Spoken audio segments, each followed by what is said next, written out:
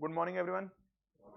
Welcome to lecture number 9 of CA Inter Fast Track Batch May 2021 Taxation. आप लोगों ने कल के लेक्चर में मेरे पास section number 17 clause number 2 sub clause number 3 ये करा था। RFA नहीं सर, 17 to 3 की बात कर रहा हूँ। शुरू किया था specified perquisites for specified employees. RFA था 17 to 1 रूल 3(1) और कंसेशनल अकोमोडेशन था 17 to 2। आगे बढ़े थे कल हम लाइफ में 17 to 3 में, और रूल इसके अंदर मैंने आपको बताए थे कि 5 परक्विजिट्स आपने पढ़ने, तो रूल आपके इसके चलेंगे 32, 33, 34, 35, 36। इनमें से कल मैंने आपको थोड़ा ओवरव्यू दे दिया था 33 का। स्पेसिफाइड एम्प्लॉइज कौन थे ये मैंने आपको बता दिया था, और एक पॉइंट मैंने आपका और कवर किया था कि जो फैसिलिटीज 17 to 3 में बता रखी हैं वैसे तो वो सिर्फ स्पेसिफाइड एम्प्लॉइज के लिए टैक्सेबल हैं, लेकिन अगर यही फैसिलिटीज एम्प्लॉय खुद लेकर बाद में पेमेंट या रीइंबर्समेंट करवा ले एम्प्लॉयर से, तो उस केस में उसे हम बोलते हैं obligation of the employment by the employer. वो कवर हो जाती है 17 to 4 में, और वो टैक्सेबल हो जाती है सभी एम्प्लॉइज के लिए। हालांकि इस पॉइंट से में इतना फर्क नहीं पड़ता क्योंकि सभी के लिए या स्पेसिफाइड के लिए इतना फर्क नहीं पड़ता, क्योंकि स्पेसिफाइड भी आज की डेट में सभी ही हैं मोस्टली। यस और नो। अब हम लोग चलाएंगे आज अपनी मोटर गाड़ी 17 to 3 रूल 3(2). तो यहां दो टेबल हम कवर करते हैं। एक मोटर कार जहां पे एम्प्लॉयर की हो, चाहे उसके द्वारा ओन्ड हो चाहे उसके द्वारा हायर्ड हो, मोटर गाड़ी किसकी है? एम्प्लॉयर की। और एक टेबल मेरा अगले पेज पे जा रहा है जहां मोटर गाड़ी है एम्प्लॉय की। अब देखिए, जहां गाड़ी एम्प्लॉय की होगी, आगे क्वेश्चन है खर्चे किसने मीट करे गाड़ी के। सर गाड़ी पे क्या खर्चे होंगे? रिपेयर मेंटेनेंस होगी, उसकी पेट्रोल डीजल आजकल पता ही है आपको कहां जा रही हैं कीमतें, ठीक है? तो पेट्रोल डीजल की कीमतों की मतलब उसके खर्चे की बात होगी। तो वो खर्चा कितना पर्क बनेगा कितना नहीं बनेगा उसकी बात हम इस टेबल में करने की कोशिश करेंगे। जहां गाड़ी एम्प्लॉय की है खर्चे भी एम्प्लॉय कर रहा है भाई, गाड़ी उसकी खर्चे उसके, नो क्वेश्चन ऑफ परक्विजिट। क्यों? गाड़ी चाहे वो ऑफिशियल पर्पस के लिए यूज करे, चाहे पर्सनल पर्पस के लिए यूज करे, चाहे पार्टली ऑफिशियल पार्टली पर्सनल के लिए यूज करे, कोई फर्क नहीं पड़ता। क्यों कोई फर्क नहीं पड़ता?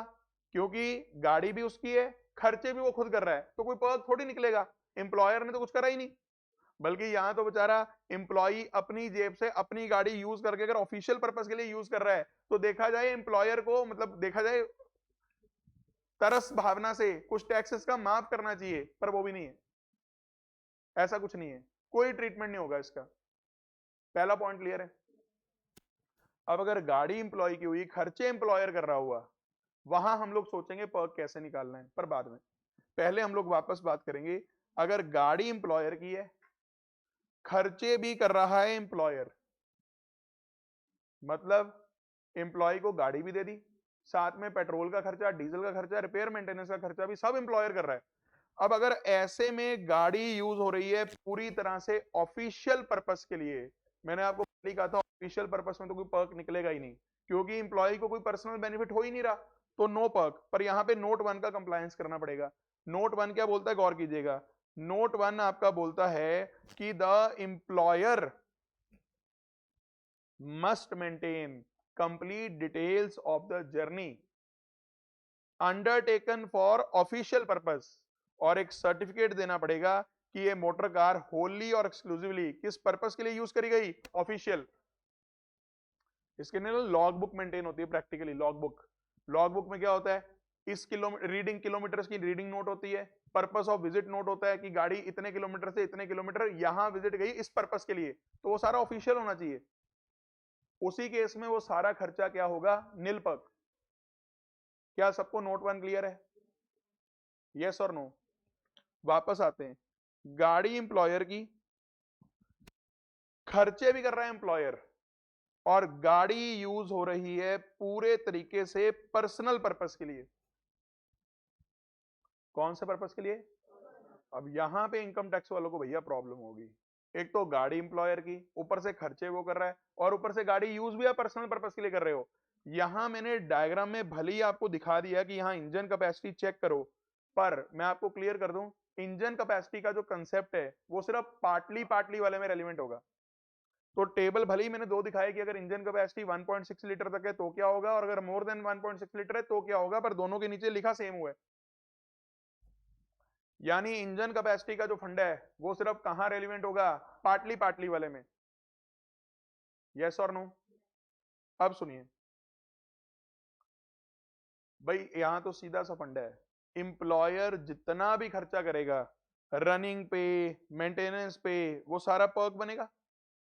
अगर एम्प्लॉयर ने ठाट बाट बनाने के लिए एम्प्लॉय के साथ में ड्राइवर भी दे रखा है, जिसे हम शॉफर बोलते हैं, तो शॉफर की रेम्युनरेशन भी अगर एम्प्लॉयर पे कर रहा है और गाड़ी यूज हो रही है पूरे पर्सनल पर्पस के लिए, कभी बीवी शॉपिंग के लिए लेके जाती है ड्राइवर और गाड़ी को, कभी बच्चे अपना घूमने फिरने के लिए लेके जाते हैं गाड़ी और ड्राइवर को, साथ में पेट्रोल भी बीच में ही है, डीजल भी बीच में ही है, तो वो सारी शॉफर रेम्युनरेशन भी जुड़ेगी। अगर आप नोटिस करो, ये दो अमाउंट्स तो हो गए जो लग रहे हैं सीधा सीधा। इनकम टैक्स वाले बोलते भाई ये तो वो पर्क बनाया है जो लग रहा है, तेरे को एक जो गाड़ी मिल रखी है एम्प्लॉयर की तरफ से वो भी तो तेरे को एक बेनिफिट है। तो जैसे फर्नीचर में हम बोलते थे 10% per annum of actual cost of furniture जोड़ लो, तो वो गाड़ी का भी जुड़ेगा। यहां एसेट का मतलब क्या है, कार। यस और नो? अगर कोई पैसा आप रिकवर नहीं कर रहे हैं एम्प्लॉय से तो इन तीनों का जोड़ पर्क है, और अगर कोई अमाउंट रिकवर किया जा रहा है एम्प्लॉय से तो लेस होकर बाकी आ जाएगा पर्क। इतना क्लियर है? अब एक काम करते हैं, ये वाला पार्टली पार्टली वाले सारे इकट्ठे पढ़ाऊंगा, ठीक है? अब मैं वापस आता हूं, गाड़ी एम्प्लॉयर की खर्चे कर रहा है एम्प्लॉय, ठीक? अगर तो गाड़ी ऑफिशियल पर्पस है पूरी की पूरी, नील पर्क, नोट 1 पूरा कर लेना, एम्प्लॉयर वही डिटेल्स मेंटेन कर लेगा, कोई दिक्कत तो नहीं। अगर गाड़ी यूज हो रही होगी पूरी तरह पर्सनल पर्पस के लिए, सोचो गाड़ी किसकी है, एम्प्लॉयर की, यूज कौन कर रहा है, पेट्रोल कौन डलवा रहा है, एम्प्लॉई, पर्क नहीं निकलेगा पेट्रोल का, डीजल का, रनिंग मेंटेनेंस का, कोई पर्क नहीं आएगा, सब एम्प्लॉय कर रहा है। शॉफर रेम्युनरेशन भी अगर एम्प्लॉय पे कर रहा है तो पर्क नहीं बनेगा, अगर एम्प्लॉयर पे कर रहा होगा तो पर्क बन जाएगा। और अगर मैं बात करूं गाड़ी, गाड़ी तो पर्क बनेगी ना। अब गाड़ी की सारी कॉस्ट थोड़ी बनेगी, सिर्फ 10% per annum of actual cost. तो यहां पे आप देख सकते हो पर्सनल पर्पस वाले में आपको सिर्फ ये लिखा मिलेगा। एक काम करते हैं, पार्टली पार्टली वाला छोड़ के अगले टेबल में आते हैं। गाड़ी इस बार किसकी है, एम्प्लॉय की। खर्चे कौन कर रहा है, एम्प्लॉयर। अगर तो गाड़ी यूज हो रही है ऑफिशियल पर्पस के लिए, नील पर्क, ये तो बेचारा एम्प्लॉय सेवा कर रहा है, अपनी गाड़ी कंपनी के काम में यूज कर रहा है, कभी इधर जाता है कभी उधर जाता है, और एम्प्लॉयर से कुछ नहीं मांगता बदले में, सॉरी, हाँ एम्प्लॉयर खर्चे कर देता है सारे ऑफिशियल खुद, तो इसमें कोई पर्क नहीं आएगा, इसमें कोई पर्क नहीं आएगा, क्योंकि एम्प्लॉयर ने जो खर्चा करा वो सारा ऑफिशियल पर्पस के लिए करा है। अगर गाड़ी यूज हो रही हुई पूरी तरह पर्सनल पर्पस के लिए, तो जितना भी खर्चा कर रहा होगा एम्प्लॉयर रनिंग मेंटेनेंस पे, शॉप जनरेशन पे, और नो सर गाड़ी एम्प्लॉय है, इस बार थोड़ी ना 10% जोड़, यस और नो, यस और नो? क्या यहां इंजन कैपेसिटी रेलिवेंट है, नहीं है? इंजन कैपेसिटी सिर्फ कहां रेलिवेंट है, पार्टली पार्टली। चेक करो, ये समझ में आ रहा है आपको? अमाउंट रिकवर्ड यहां भी लेस हो जाएगी। अब हम सारे केस इकट्ठे करेंगे पार्टली पार्टली वाले, करें स्टार्ट। भाई ऐसा है, गाड़ी है एम्प्लॉयर की, खर्चे भी कर रहा है एम्प्लॉयर, और गाड़ी यूज हो रही है पार्टली पार्टली। अब यहां पढ़ना था क्लेश, एम्प्लॉय कहता, या जिसे हम असेसी बोल सकते हैं, हमारे इस चैप्टर में असेसी कौन है, एम्प्लॉय, क्योंकि सैलरी उसकी निकल रही है। असेसी इस बात पे जोर देता कि ज्यादा गाड़ी किसमें यूज हो रही है, ऑफिशियल पर्पस, इसलिए मेरा पर्क कम बनाओ। और इसमें सहानुभूति या इसमें सहायता कौन करता है, एम्प्लॉयर भी साथ में कहता हाँ हाँ हाँ हाँ, अगर मेरे एम्प्लॉय का टैक्स बचता है तो मुझे हाँ बोलने में क्या दिक्कत है, एम्प्लॉय तो आखिर मेरा है। और डिपार्टमेंट क्या बोलता, नहीं नहीं आपका ज्यादा पर्पस कौन सा हो रहा है, पर्सनल। तो ऐसा क्लेश यहाँ मचना ही मचना था। तो ऐसे, और इनमें ना कई बार सेग्रीगेशन करनी भी बड़ी मुश्किल हो जाती है, क्योंकि कई बार कॉमन यूज हो रहा होता है इतना ज्यादा कि आप सेग्रीगेट भी नहीं कर पाते। तो रूल यहाँ पे एक बात बोलता है कि हम एक काम करेंगे, हम यहाँ पे ना वो मार्जिन ही नहीं रखेंगे कि डिपार्टमेंट क्या बोल रहा है या सेसी क्या बोल रहा है। हर रूल बोलेगा जो दोनों को मानना पड़ेगा, दोनों पे बाध्य है, दोनों से बाउंड होंगे। तो सीधा रूल ने क्या करा, फ्लैट अमाउंट निकाल दी। भाई अगर तो गाड़ी की engine capacity up to 1.6 litre है, उस केस में 1800 पर मंथ, क्या मंथ, पर मंथ, खर्चा जितना मर्जी हो रहा हो क्वेश्चन में फर्क नहीं पड़ता, सीधा 1800 पर मंथ। बताओ अगर गाड़ी 10 महीने के लिए दी गई है एम्प्लॉय को और खर्चे सारे एम्प्लॉयर कर रहा है और पार्टली पार्टली है, तो हम क्या करेंगे, खर्चा जितना मर्जी हो रहा हो हम 10 कर, 10 दिन के लिए गाड़ी हो तो से मल्टीप्लाई करेंगे, पे part of the month ignore कर देना। ये मैंने लिखा होगा कहीं पे, रेफर नंबर नोट 3 बिलो, एक सेकेंड, नोट 3 नहीं, पहले नोट नंबर आप करो 6, while calculating perk value part of the month is to be ignored, yes or no। और इसमें एक बात और ध्यान रखना छोटी सी, अगर आपको कभी क्वेश्चन कहता है कि हमने फैसिलिटी दी 10 जनवरी 2021 को और ये फैसिलिटी विड्रॉ कर ली, ये फैसिलिटी विड्रॉ कर ली 7 मार्च 2021 को, बताओ कितने महीने हुए, सोच के बोलना।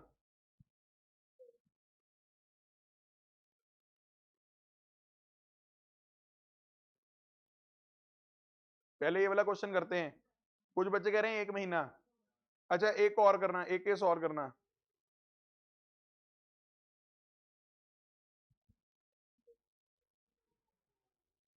कुछ बच्चे पार्ट ऑफ द मंथ पता कैसे इग्नोर करते हैं, नीचे वाले केस में खासकर, ये वाले केस में जनवरी भी पार्ट है छोड़ दो, मार्च भी पार्ट है छोड़ दो, कल फरवरी, ये गलत हो जाएगा भाई, आप समझ रहे हो, ऐसे नहीं करना। हमें कैसे करना है, 10 जनवरी से 10 फरवरी या आप 9 फरवरी कह लो, एक महीना वहां पूरा हो गया, एक महीना हो गया, और 9 फरवरी से 9 मार्च 2 महीने पूरे हो गए, जो बाकी के 4 दिन ऊपर हैं वो पार्ट है, वो छोड़ दो। और पहले वाले केस में 10 जनवरी से लेके 9 फरवरी एक हो गया और 9 मार्च तक आप जा नहीं पाए, तो दूसरा महीना पार्ट रह गया सिर्फ, वो इग्नोर हो जाएगा। क्या आपको ये पार्ट का सिस्टम क्लियर है, यस और नो। वापस आते हैं, 1800 पर मंथ, यस और नो, प्लस 900 पर मंथ अगर ड्राइवर भी साथ में दिया गया एम्प्लॉयर के द्वारा। अगर एम्प्लॉयर का खर्चा खुद एम्प्लॉय कर रहा है फिर ये 900 रुपए महीना नहीं जुड़ेगा। एक बात नोटिस कर रहे हो आप, आजकल जो ड्राइवर है ना, कितनी सैलरी पे मिलता है आजकल नॉर्मली ड्राइवर, किसको आइडिया, 7-8 हजार में अगर मिलता हो तो मेरे को भी दे देना भाई एक ड्राइवर, 10 से 12 हजार मेरे हिसाब से ड्राइवर का रेट चल रहा है मंथली, 7-8 हजार में तो सब मिलता है आजकल, समझ रहे हो, जो स्किल्ड होगा थोड़ा बहुत ड्राइविंग आती होगी, फुल टाइम अगर आपको लेना है तो 10 से 12 हजार मान के चलो। तो अगर 10 हजार भी मान ले चले, और अगर आप 50-50% भी ऑफिशियल पर्सनल मानो तो भी 5 हजार रुपए महीने का पर्क बनना चाहिए। अगर आप देखो ये पुरानी फिगर चल रही है, 900 रुपए महीना चलने दो, खुश हो जाओ, यस और नो।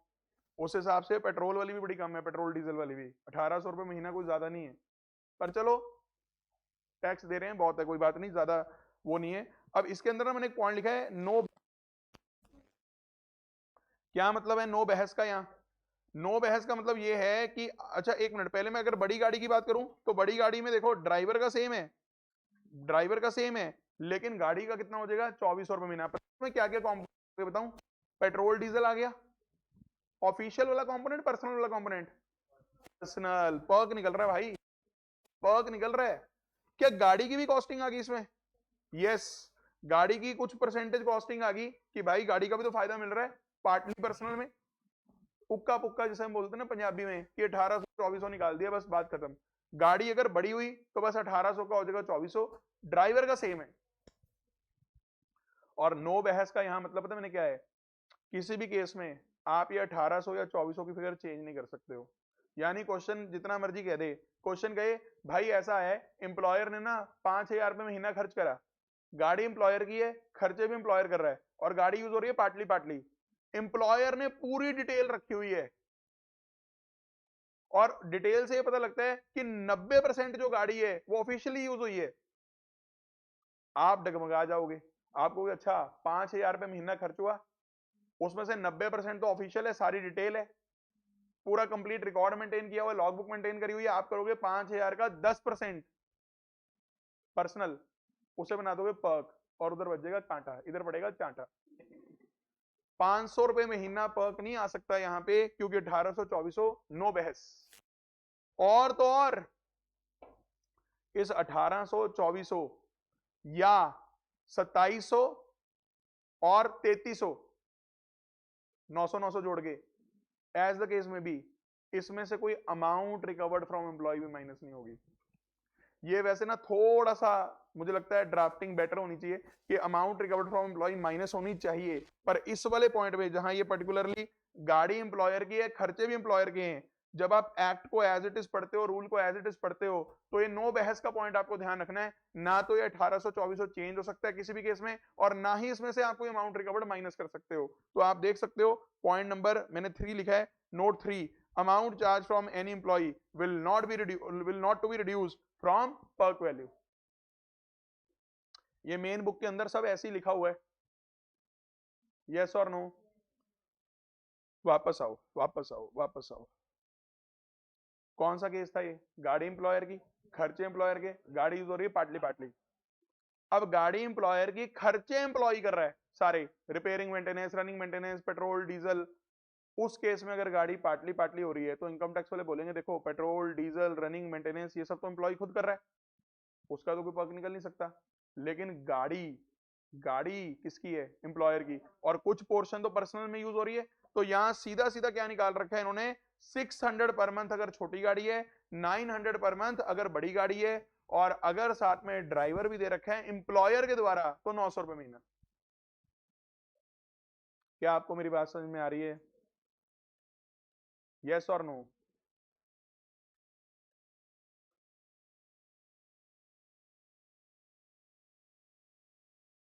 इसके बाद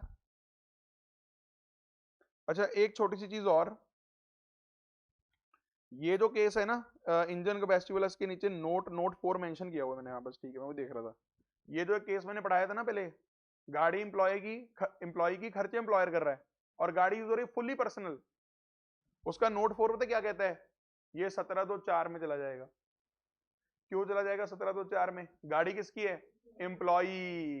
पेट्रोल डीजल डलवाना किसकी रिस्पॉन्सिबिलिटी है? एम्प्लॉय की, लेकिन सारा खर्चा कर किसने दिया?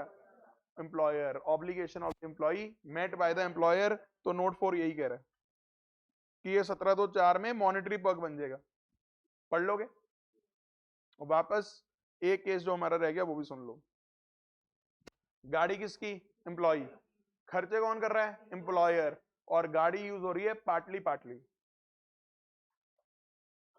अब यहां पे इनकम टैक्स वालों ने थोड़ा घुमा के लिख दिया रूल।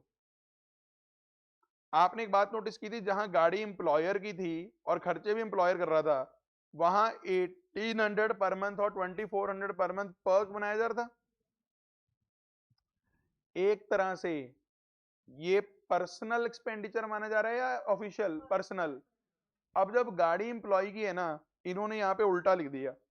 कहते हैं काम करो, जितना अमाउंट इनकर कर रहा है एम्प्लॉयर ही कर रहा होगा, यहाँ पे खर्चे एम्प्लॉयर कर रहा है, हम इसमें से माइनस कर, जो ऊपर वाला टेबल कह रहा था ना 1800 per month 2400 per month Perk है, ये कहता है 1800 पर मंथ और 2400 पर मंथ माइनस कर लो। यानी ये ऑफिशियल पर्पस हुआ है कि पर्सनल हुआ?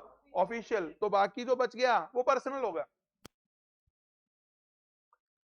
यानी अगर क्वेश्चन कहता है कि एम्प्लॉयर ने गाड़ी एम्प्लॉय की है, खर्चे एम्प्लॉयर कर रहा है, 3000 रुपये महीना तो लगा दिया पेट्रोल पे, और साथ में 10,000 का ड्राइवर दे दिया, तो आप पता क्या करोगे? 3000 प्लस 10,000, 13,000 पर मंथ ये फिगर एक्सपेंडिचर की आ गई। इसमें से माइनस कर दोगे दो चीजें, एक तो 1800 पर मंथ गाड़ी का सारा, और माइनस कर दोगे 900 पर मंथ ड्राइवर का, बाकी सारा पर्क बन जाएगा। इससे एसएससी को नुकसान होगा, क्योंकि सिर्फ 900 पर मंथ लेस होगा ड्राइवर का, जबकि ड्राइवर की सैलरी बहुत हाई है आज की डेट में, पर माइनस सिर्फ कितना होगा? 900 पर मंथ, बाकी सारा पर्क बन जाएगा। लेकिन यहां इनकम टैक्स वालों ने दो राहतें दे रखी हैं। एक, अगर कोई अमाउंट रिकवर्ड हो रहा है एम्प्लॉय से, वो लेस हो सकता है यहां, यानी वो पर्क का पार्ट नहीं बनेगा। दिख गया? और एक बात और बताऊं, यहां की अलग है जो इस पॉइंट की। नोट 2, ये नोट पता क्या बोलता है कि अगर एम्प्लॉयर सारा रिकॉर्ड मेंटेन कर ले और उसमें जैसे अभी मैंने कहा था 13,000 पर मंथ खर्चा हुआ था, अभी मैं कितना माइनस करने के लिए कह रहा था 1800 प्लस मतलब 900 और 1800 दोनों माइनस करने के लिए कह रहा था। लेकिन अगर क्वेश्चन कह देता है 80% खर्चा ऑफिशियल हुआ है सारा, जो गाड़ी का यूज है वो 80% ऑफिशियल है, तो ऐसे में मेरे को बताओ आप जब लेस करोगे 80% क्या मतलब एक्चुअल एक्सपेंडिचर में से क्या उसका 80% लेस कर सकते हो? द आंसर इज यस, यहां अलाउड है। आपको ये नोट 2 में मैं पढ़ा देता हूं। नोट 2 देखो क्या लिखा है, if actual expenses on running and maintenance for official purpose is more than, किससे ज्यादा है 1800 या 2700 या 2400 या 3300 जो भी केस है, तो क्या employee actual amount of deduction भी क्लेम कर सकता है? The answer is yes. बस शर्त क्या है, नोट 1 वाले डॉक्यूमेंट्स यहां भी बनाने पड़ेंगे। आप अगर मेरा सैलरी का क्वेश्चन बैंक उठाओगे ना, उसमें क्वेश्चन पड़ा है मिस्टर गौरव का, मिस्टर गौरव नाम से एसएससी है, सारा क्वेश्चन मोटर कार पे है वो, उसमें अलग अलग केस में सारे पॉइंट कवर किए हुए हैं। आप ढूंढ लेना वो कितना नंबर क्वेश्चन है, या एक मिनट अगर मुझे आप दो,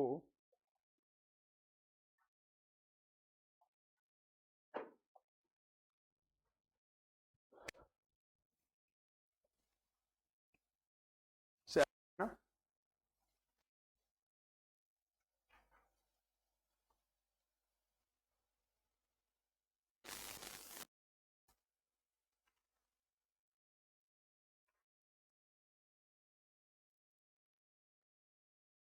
ये पढ़ा नहीं है, नहीं है।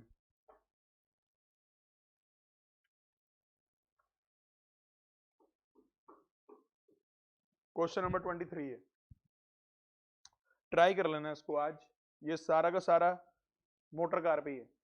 क्वेश्चन बैंक जरूर करो जरूर करो जरूर करो, क्वेश्चन से ही पेपर क्लियर होगा, आपको इतना तो समझ में आ गया होगा, जितने क्वेश्चंस करे होंगे उतना बेटर है, समझ रहे हो। और सैलरी चैप्टर में ऐसी कोई अमेंडमेंट नहीं है, मैंने पहले भी कहा है कि जिससे आप कहो कि मेरे सारे आंसर चेंज होंगे, सिर्फ एक डिविडेंड वाला पॉइंट आपको ध्यान रखना है, बाकी कोई छोटा मोटा डिडक्शन का पॉइंट आया भी है ऐसा जो चेंज हो गया, कोई बात नहीं, आगे वो क्लासेस में कवर हो जाएगा, इसमें क्या है। अब एक दो पॉइंट चेंज होने की वजह से ये थोड़े ना पूरे 40 क्वेश्चन नहीं करोगे आप, मैक्सिमम एंड मेजोरिटी चीजें तो वही हैं। यस और नो?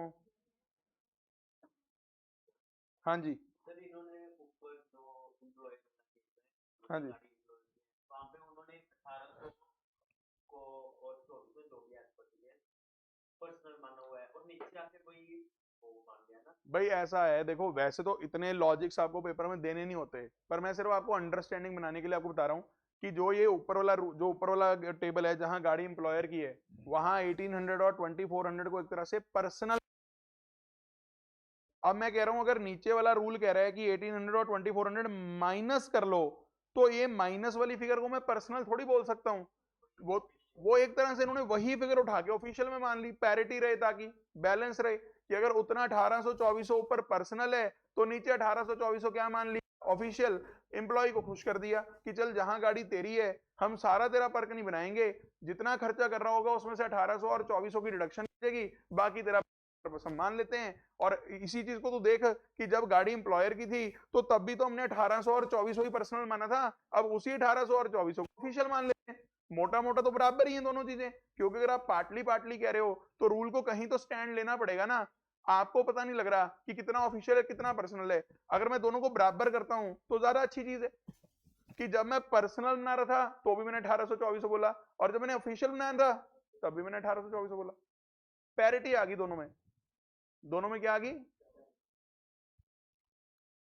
नोट 1 2 3 4 और 6 क्लियर है।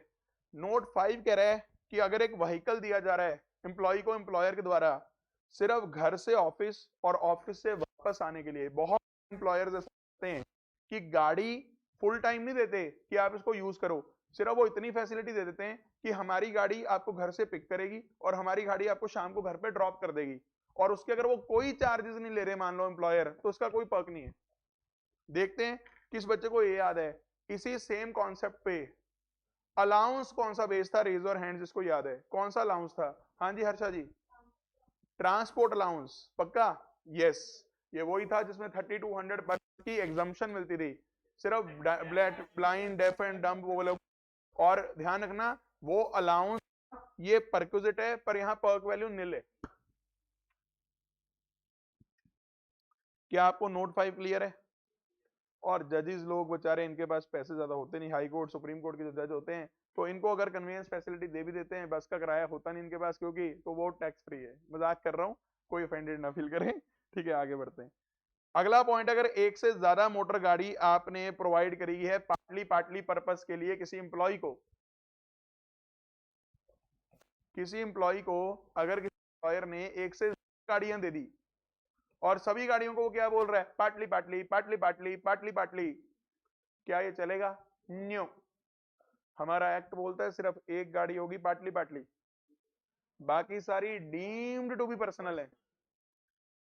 बड़ा प्यारा सा क्यूट सा क्वेश्चन मैंने आपको कॉपी में करवा रखा है, जिसके अंदर 3 गाड़ी हैं, तीनों पार्टली पार्टली हैं, तीनों की इंजन कैपेसिटी दे रखी है, तीनों पे खर्चे दे रखे हैं पेट्रोल डीजल के, और तीनों में ड्राइवर सैलरी दे रखी है, सब कुछ दे रखा है।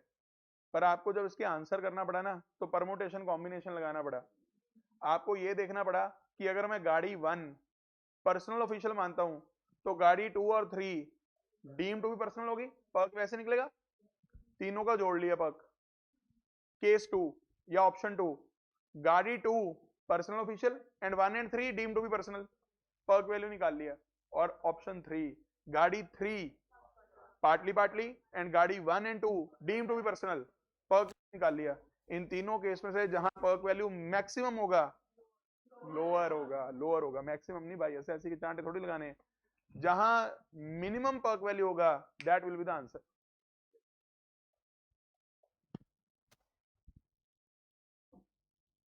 गार्डनर, वॉचमैन, स्वीपर, ये सब मैं कल करवा चुका।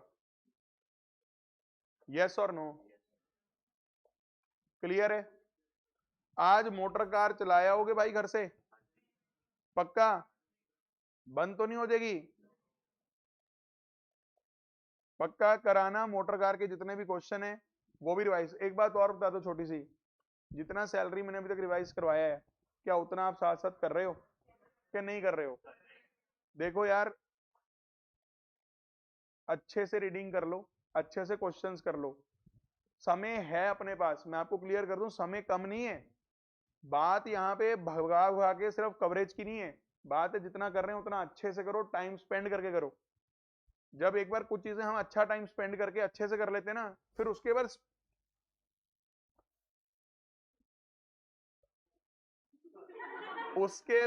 स्पीड तेज हो जाती है। समझ रहे हो नहीं समझ रहे हो मेरी बात? तो पता क्या है, अगर हमने शुरू के टॉपिक्स पे अच्छे से नहीं करे होते, आगे दौड़ आगे दौड़ आगे दौड़ चल तो रहे होते हैं, एक टाइम पे बाद आके पता क्या लगता है, जो हम करी जा रहे हैं करी जा रहे हैं करी जा रहे हैं, क्या पीछे का कुछ याद भी है? और जब ऐसा स्थिति ज्यादा डेंजरस हो जाती है, अगर आपने स्टार्टिंग स्लो करी है ना 15 दिन 20 दिन पर तसल्ली से करा है, प्लीज 20 दिन स्लो करोगे, उसके अगले 20 दिन आपके फास्ट अपने, क्योंकि आपकी तसल्ली हुई होगी पिछले वालों में। आर यू अंडरस्टैंडिंग और नॉट? यस और नो? तो प्लीज इस चीज को समझिएगा। गार्डनर वॉचमैन के बाद हमारे पास यहां टॉपिक आता है gas, electricity, water provided by employer. Free या कंसेशनल? कोई भी हो सकता है, फ्री भी हो सकता है, कंसेशनल भी हो सकता है। यस और नो? अब सुनिए यहां पे रूल क्या बोलता है। अगर ये फैसिलिटी जो आपको दी गई है गैस इलेक्ट्रिसिटी वगैरह की, अगर वो एम्प्लॉयर के द्वारा ओन्ड है, उस केस में पर्क वैल्यू होगी मैन्युफैक्चरिंग कॉस्ट, जो आपके एम्प्लॉयर को पड़ती है। मतलब आप एम्प्लॉय हो, मान लो एक ऐसी संस्था के जहां गैस मैन्युफैक्चर होती है, इलेक्ट्रिसिटी मैन्युफैक्चर होती है, वाटर बनता है, जो भी होता है सप्लाई होता है, जो पब्लिक को होना था वही आपको भी कर दिया उन्होंने एम्प्लॉय को, और बदले ऐसे नहीं लिए। पर्क वैल्यू निकलेगा? यस। कितना निकलेगा, मार्केट वैल्यू या मैन्युफैक्चरिंग कॉस्ट? पर एक बात ध्यान रखना, आगे जाके हर जगह पे जरूरी नहीं यही रूल लगे। कि जहां भी चीज आपकी है वहां कॉस्ट ही निकालो आप, आगे हो सकता है रूल चेंज हो जाए। इसमें ये है, अगर फैसिलिटी एम्प्लॉयर भी बाहर से अरेंज करवा रहा है तो जितने चार्जेस एम्प्लॉयर पे कर रहा है बाहर की एजेंसी को वो आपका पर्क है। सुन रहे हो? ये दोनों केस पता कब चलेंगे? अगर फैसिलिटी एम्प्लॉयर ने अपने नाम पे ली है, अगर गैस का कनेक्शन सीधा है ही एम्प्लॉय के नाम पे, अगर वाटर का कनेक्शन सीधा एम्प्लॉय के नाम पे, ऐसे हम 17(2)(4) मान लेते हैं, 17(2)(4) मान लेते हैं क्योंकि अगर है उसके नाम तो भी उसकी होती है एम्प्लॉय की, ये तो obligation of the employment by the employer होगी, ये बन गया मॉनिटरी। इसे आप सैलरी का पार्ट बना लो एज अ मॉनिटरी पर्क, हालांकि पर्क उतना ही बनेगा। और इसमें से कर लो अगर कोई अमाउंट रिकवर करा गया है एम्प्लॉय से, पूरे पर्क्स में मैं एक बात बताता हूं, हर जगह amount recovered from employ minus होता है, सिर्फ एक जगह छोड़ के, बताओ कहां? गाड़ी एम्प्लॉयर की, खर्चे एम्प्लॉयर के, गाड़ी यूज हो रही है पार्टली पार्टली, जहां मैंने नो बहस बोला था, बाकी पूरे परक्विजिट्स में अमाउंट रिकवर्ड फ्रॉम एम्प्लॉय हो जाती है माइनस। बोलिए क्लियर है? रूल 3(2) हो गया, 3(3) हो गया, 3(4) हो गया, बस 3(5) कौन सा है? एजुकेशन। और 3(6) कौन सा है? ट्रांसपोर्ट फैसिलिटी, फ्री और कंसेशनल ट्रांसपोर्ट फैसिलिटी। किसी के मन में कोई डाउट चल रहा हो, एक काम करें छोटा सा, यहां खोलते हैं हम साथ में ICAI की वेबसाइट और यहां लेके चलते हैं आपको सीधा स्टूडेंट सेक्शन में, नॉलेज पोर्टल पे, इंटरमीडिएट कोर्स के अंदर, पेपर 4 टैक्सेशन के अंदर, study material relevant for May 21 के अंदर, स्टडी मटेरियल के अंदर, चैप्टर नंबर 4 यूनिट 1 के अंदर, सैलरीज। तो आप यहाँ पे देखिए कौन कौन से क्वेश्चन आज आप ट्राई कर सकते हैं अपनी, अगर आप एक बार देखना चाहें तो इलस्ट्रेशन 1 ट्राई कीजिए, मोटर कार का पॉइंट है देखो इसके अंदर, आज ही करा। इलस्ट्रेशन नंबर 2 आपकी हो जाएगी, अलाउंसेस हैं सारे, आराम से हो जाएगी, प्यार से होगी, ये नहीं अभी होंगे, पेंशन वगैरह उन्होंने पहले टेंशन दे रखी है, ये मैंने बाद में करवाता हूँ, ये रिटायरमेंट बेनिफिट्स ना पहले दे रखे हैं इन्होंने।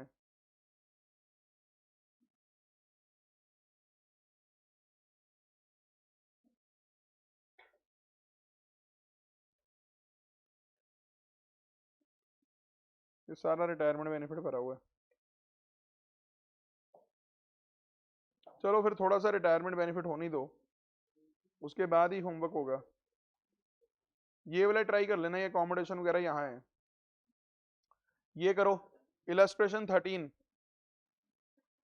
ये तो कल मैंने आपको ना एग्जांपल दे ही दिया था अगर आपको याद हो, जिसके अंदर मैंने बताया था कि हाउस पहले लॉट हो गया लेकिन उसने ऑक्यूपाई बाद में करा है, ये वो वाला क्वेश्चन है सारा।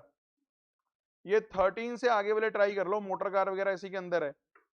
ये रही इलस्ट्रेशन 18, 13, 14, 15, 16, 17, 18, बस 13 से लेके 18 आप ट्राई कर सकते हो, जिन बच्चों के पास हमारे वाले नोट्स नहीं है, और जिनके पास हमारे नोट्स हैं, हमारे नोट्स के साथ साथ क्वेश्चन बैंक कर लो अगर थोड़ा बहुत शुरू करना है। MCQs के लिए सबसे अच्छी चीज मैं आपको फॉलो करने के लिए कहूंगा, ICAI की वेबसाइट पे जाओ, मैं अभी दिखाई देता हूं, इस पे अगर आप जाओगे एक बहुत अच्छी चीज, बहुत प्यारी चीज उन्होंने इस बार निकाली है, वो निकाली है MCQ and case scenario booklet relevant for this attempt. तो ये पूरी की पूरी एक अलग बुकलेट ही निकाल बना दी इन्होंने, जो पूरी केस बेस्ड और MCQ बेस्ड है, इसे तो निकाल ही लो, निकलवा लो, फायदे में रहोगे, जरूर बनवा लो। समझ रहे हो मेरी बात? ये तो कर लो, 30% वेटेज है, पता है आपको 30% बहुत होते हैं, और स्कोरिंग है, होते थोड़े टेढ़े हैं पर स्कोरिंग है, पर स्कोरिंग है। ठीक है जी, चलो आज के लिए इतना ही, कल फिर मुलाकात होगी।